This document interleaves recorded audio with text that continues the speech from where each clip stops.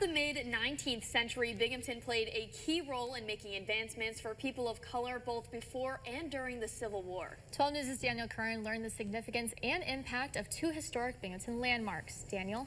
Yeah, that's right, Nicole and Aaron. The Binghamton University Harriet Tubman Center for Freedom and Equity says Binghamton was once a hub for anti-slavery measures. Several key abolitionists came here before the Civil War to make forward progress towards education and the abolishment of slavery.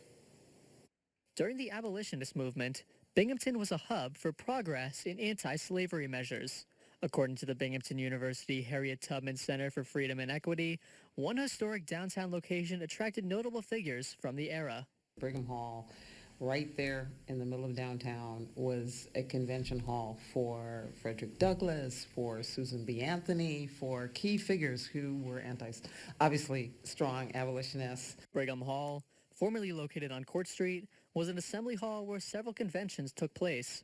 The hall was where Susan B. Anthony advocated for education rights for people of color. She spoke about education for people of color, and I thought that was really poignant because she knew that, during slavery, education was completely banned for people of African descent. It was illegal to be educated and to get an education. And it's believed that those efforts paid off. At this location in 1861, the year the Civil War started, School Number 8 was established in Binghamton. It was the first school for children of color in the area. It's clear that the advocacy that they had for years led to something concrete. That advocacy did lead to them having a school, which was totally monumental. At this time, people of color were not allowed to read, as anti-literacy laws were in effect until 1867.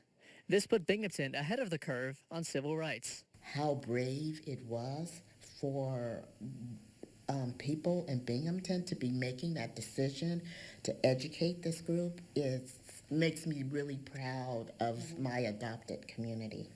Sharon Bryant with the Harriet Tubman Center says residents should be proud of this history in the city. The importance of our young people knowing about this as part of New York State history so that they can feel proud of how a small community like Binghamton really played a role in many of these movements towards freedom and equity.